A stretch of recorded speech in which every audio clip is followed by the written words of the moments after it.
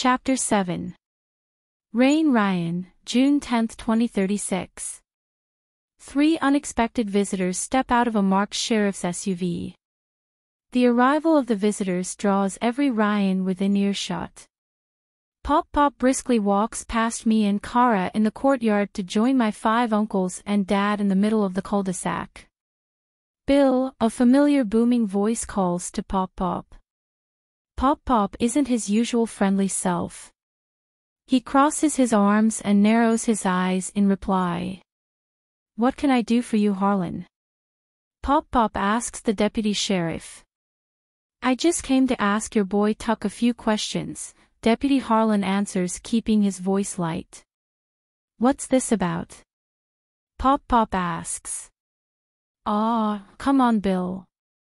The UBI just has a few questions for your boy, and you know it's quite a hike down this way from Salt Lake City.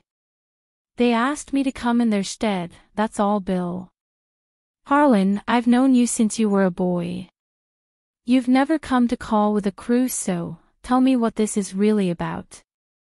Harlan shifts his weight from foot to foot, then removes his baseball cap. He clears his throat, then looks around the ranch before clearing his throat once more. "Bill, the body of a young woman was found in the reserve. UBI thinks she might be your grandkid's mother. They want me to ask Tuck if he knows anything about it." Harlan bows his head and digs the toe of one boot into the dirt. "Can I talk to Tuck now?" "I don't think you want your young ones around," Harlan answers, tilting his chin in Elim's direction. Pop gives a single nod, then waves us all away, everyone filing behind him toward the house. As Pop walks by me and Cara, he puts a hand on our shoulders and guides us into the dining room. I feel Elim stealing glances at me, but I can't look at him. I can't stand to see my unmovable big brother crumble because I will lose it. No one says anything or dares to make a sound, not even to readjust. We're all packed shoulder to shoulder in the dining room, 5 uncles, 5 aunts, 28 cousins, and Nana and Pop. Cara gives my hand a squeeze, but it doesn't comfort me at all. Pop and my uncles are glued to the windows of the dining room, trembling with the need to protect one of their own.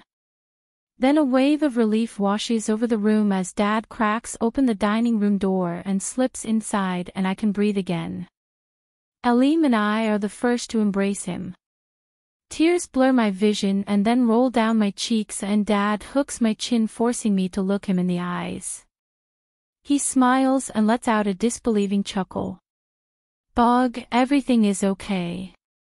There is no need to cry," he assures. I can't explain in words the fear I felt in the minutes he was outside, and we were all cooped inside the house. It is one thing to never know a parent you've lost, it is another to lose the only parent you've ever had.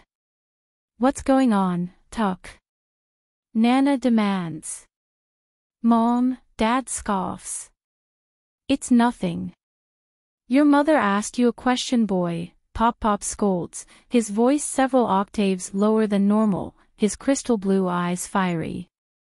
"Everyone, get out. Leave your mom and me with Tuck." "But Pop," Elim protests. "You too, Pop interrupts without looking in Elim's direction.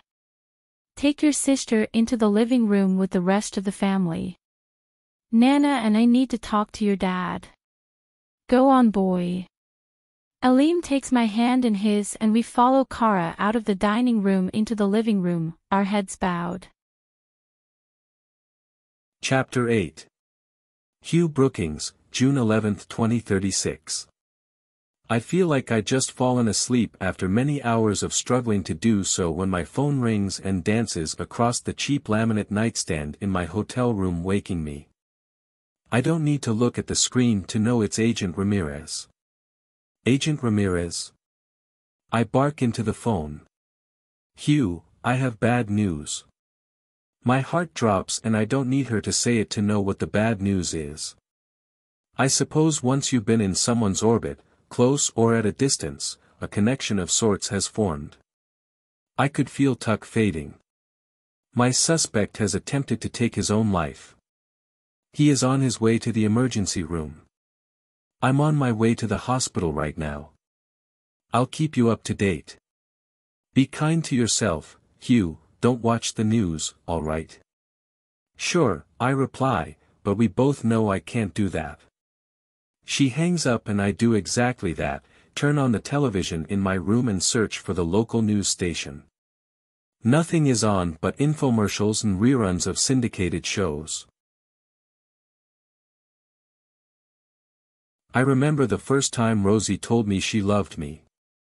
I always sensed that she did by her dependability, but Rosie was not one to verbalize her feelings. One afternoon as I was leaving base, a young soldier who was not paying attention, rear-ended my car. I was shaken, the last car accident I'd been in was over 10 years prior. I called the only person I could think of, Rosie.